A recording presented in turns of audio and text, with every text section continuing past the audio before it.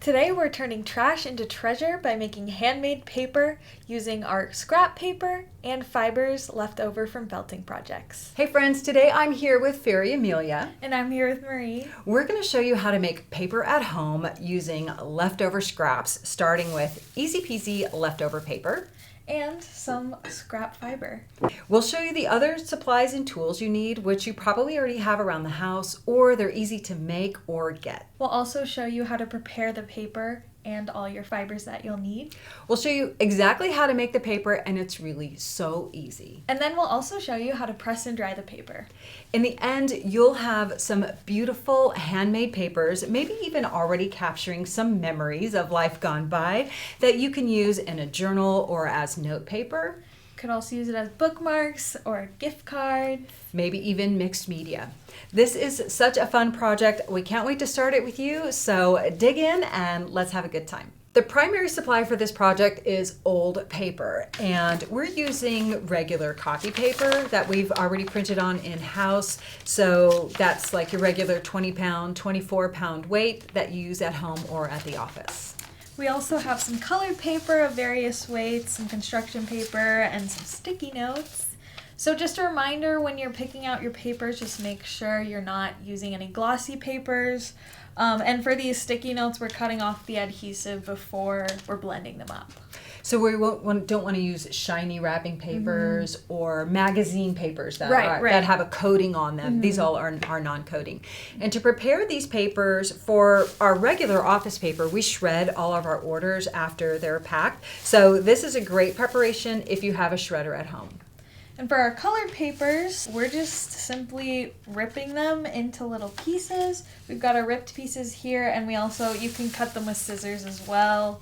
And we have some little streamers in here that were cut, so those can be used as well. So for our little embellishment papers, we're using tissue paper from old gifts and some confetti from our Easter eggs. We've made a habit of saving these papers since Amelia came in with her first handmade papers. It's such a blast. So you can save them in bags, or we have baskets and bags and jars of paper everywhere. So save them up, and it's going to be a great time putting them all together. Preparing the fibers involves cutting them to the correct size depending on the type of fiber that they are. For our non-felting fibers, we can cut them around a 1/2 inch to 1 inch depending on the size you want.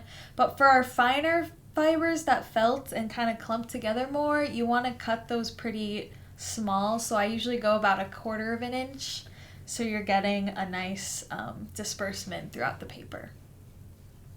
Now we're ready to look at the tools that you need to make your paper. We've got our high-powered blender over here. For my first paper, I use an immersion blender, so either works. Tough stuff. You'll also need water, of course, and this is a vessel that we're going to use for our paper base. You'll also want some towels probably, and if you want to protect your table, consider some plastic layering.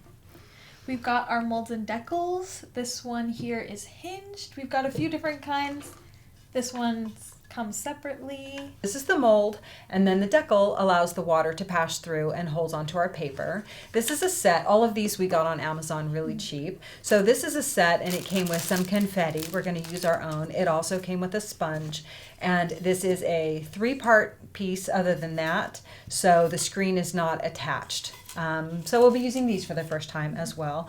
And this set also came with something you'll need, which is couching sheets. And honestly, this feels like really thick interfacing.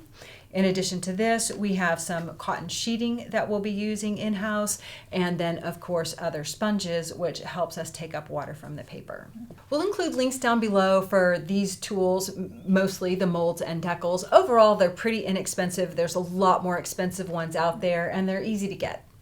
We set up our paper pressing workstation with our molds and deckles on one side. We left space for our pulp bucket. We have water in our dipping bucket, and all of our couching sheets are laid out and ready for pressing. At our blending station, we have all of our torn paper ready, plenty of water on hand, our blender plugged in, and space for an extra bucket. We chose to use clear shoeboxes for our pulp. Add approximately 2 handfuls of paper to your blender and cover the paper with water. If you'd like an exact recipe, try 1 cup of paper to 3 to 4 cups of water.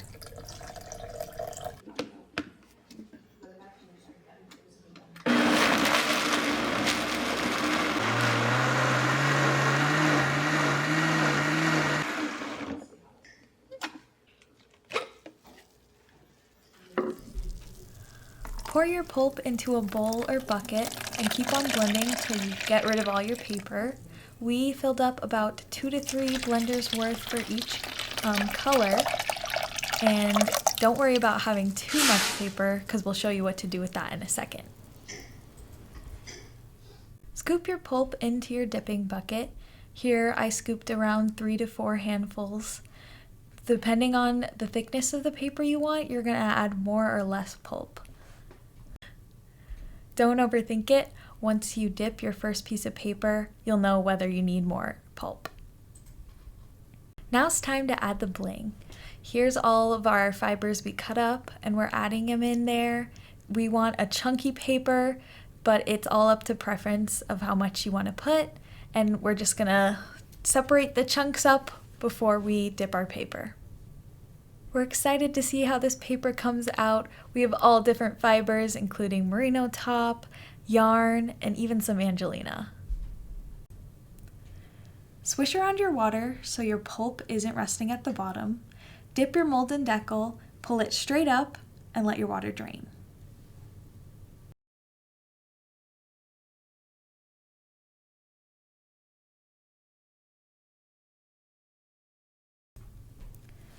For a mold and deckle like this one, you're going to take off the top mold and put a couching sheet on top and sponge out as much water as you can.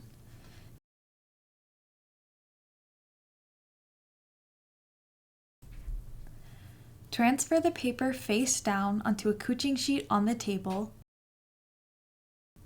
Sponge out your extra water and then peel back the top couching sheet at a shallow angle.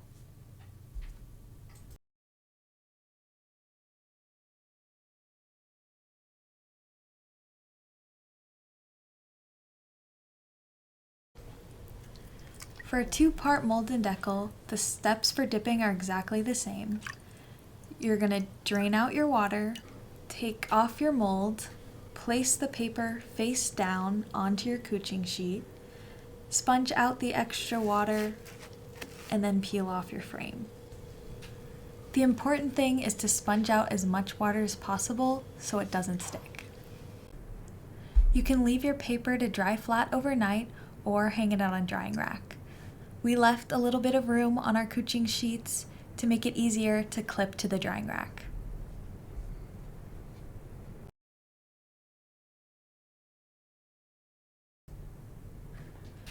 Once dry, we can remove our paper.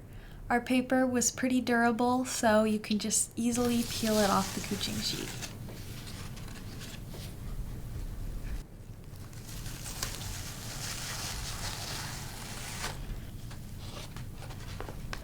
If your paper seems a little more delicate, peel a little slower. You could even slide your hand under in between the fabric and the paper. For the most part, for our paper, it was pretty easy to peel off. Our paper turned out beautiful, but it is a little bit curled and creased from the fabric, so we left it in a book press overnight to be flat, or you could leave it under some heavy books just to press it. Here's a final look of all the papers we made. The book pressing worked perfectly. We love all the beautiful textures and fibers you can see throughout the paper, and we're just happy to play around and see what we can make with these. We had so much fun making paper. Thanks for joining in. Yeah, thanks for hanging out with us, y'all. We hope that you make some paper too. And one final tip. If you have extra pulp, you can just squeeze all these out into balls and save it for later, or send it to a friend. Yeah, that's what we're going to do. So we're going to be sharing these with our friend Fairy Kayla so she can make paper too. And we hope you guys have fun. If you make paper with your fiber and leftover printer paper, we hope to share it in our Facebook group, LivingFelt Friends. Until next time, y'all, be well, take care. We'll see ya. Bye.